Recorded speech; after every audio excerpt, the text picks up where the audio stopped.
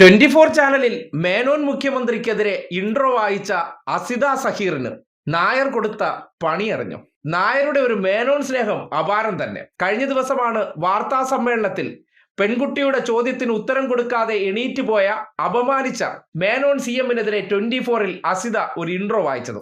Pension ഉൾപ്പെടെയുള്ള കാര്യങ്ങൾ മുടങ്ങിയതിനെ ഉൾപ്പെടുത്തി ഗംഭീര ഇൻട്രോ ആയിരുന്നു. മേനോന്റെ ഉടായ്പകളെ അടപടലം പൊളിക്കുന്ന യഥാർത്ഥ മാധ്യമ പ്രവർത്തനത്തിന് ഉദാഹരണമായിട്ടുള്ള ആ ഇൻട്രോ പുറത്തു വന്നതിന് പിന്നാലെ നായർക്ക് മേനോൻ CM-ന്റെ കോളെത്തി.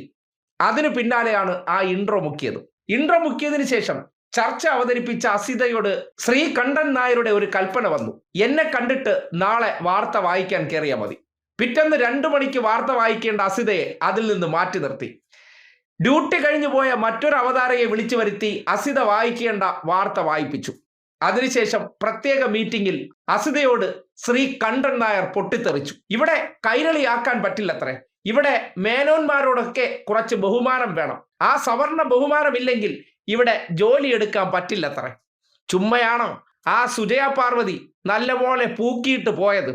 അതിന് കാരണം എന്താണെന്ന് ഇപ്പോൾ ബോധ്യപ്പെടുന്നില്ലേ? എന്തായാലും അസിതയോട് അത്തരം താക്കീതുകൾ കൊടുത്തതിന് ശേഷം ഒരു നിർദ്ദേശം കൂടി കൊടുത്തിരിക്കുകയാണ്.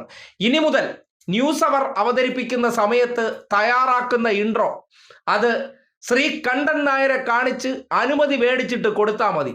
കോൺഗ്രസ്സുകാർക്കെതിരെ വലിയ ഇൻട്രോ ഒന്നും കൊടുക്കണ്ട. CPM-കാർക്കെതിരെ ആണെങ്കിൽ കുഴപ്പമില്ല. ഹാഷ്മി താജ് ഇബ്രാഹിമിന് ഇങ്ങനെയുള്ള യാതൊരു നിബന്ധനയുമില്ല. ആരെയും എന്തും ഇൻട്രോയിലൂടെ അപമാനിച്ചോളൂ. പ്രത്യേകിച്ച് ഹാഷ്മിയുടെ രീതി അനുസരിച്ച് കോൺഗ്രസ്സുകാർക്ക് വേണ്ടി കുഴലൂതുന്നുകൊണ്ട് നായർക്ക് അതൊരു സന്തോഷമാണ്. അക്കാര്യത്തിൽ നിയന്ത്രണവുമില്ല. പക്ഷേ അസിതയുടെ കാര്യത്തിൽ ഇനി മുതൽ കടുത്ത നിയന്ത്രണങ്ങളാണ്. താൻ അനുവദിക്കുകയാണെങ്കിൽ മാത്രം ആ ഇൻട്രോ ഇനി ചാനലിലൂടെ പുറത്തു പോകാൻ പാടുള്ളൂ. അല്ലാത്ത പക്ഷം ഇവിടെ ഇനി ജോലി ചെയ്യാൻ പറ്റില്ലത്രേ. നായരുടെ മാധ്യമധർമ്മവും ജനാധിപത്യ ബോധവും നോക്കണേ. ഒന്ന് മേനോന് ചെറുതായിട്ട് പൊള്ളിയപ്പോൾ അതിൻ്റെ കലിപ്പ് മുഴുവൻ നായർക്കാണ്. നായർക്ക് ഇത്രമാത്രം പൊള്ളേണ്ട എന്ത് കാര്യമാണ് ആ ഇൻട്രോയിൽ ഉണ്ടായിരുന്നത്?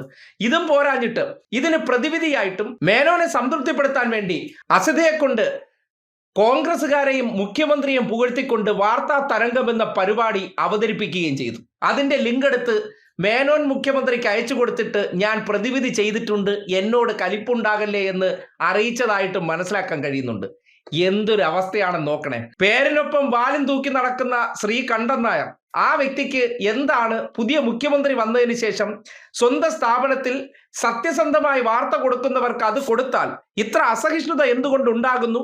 ഇനി മുതൽ അങ്ങനെ വാർത്ത കൊടുക്കണ്ട, വാർത്ത കൊടുത്തു കഴിഞ്ഞാൽ പണി ഉണ്ടാകില്ല എന്നൊക്കെ പറയണമെന്നുണ്ടെങ്കിൽ എന്താണ് നായരുടെ മനോഭാവമെന്ന് നാട്ടുകാർക്ക് ചിന്തിക്കാവുന്നതാണ്.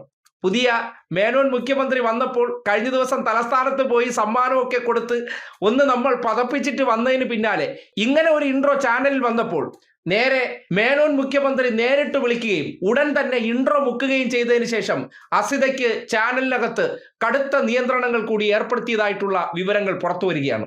ഇവിടെയാണ് കേരളത്തിലെ മുഖ്യധാര ചാനൽ മുതലാളിമാർ എങ്ങനെയാണ് വാർത്താ കച്ചവടം നടത്തുന്നു എന്നതിൻ്റെ നേർ സാക്ഷ്യവും നേർ ഉദാഹരണവും പുറത്തേക്ക് വരുന്നത്. പരമാവധി ഇത് മുക്കിവെക്കാൻ ശ്രമിച്ചു. പക്ഷേ സ്ഥാപനത്തിനകത്ത് തന്നെ നായരുടെ പ്രവർത്തനം കണ്ടുള്ള അസംതൃപ്തർ ഇത് പുറത്തേക്ക് ചോർത്തി എന്നുള്ളതാണ് യാഥാർത്ഥ്യം.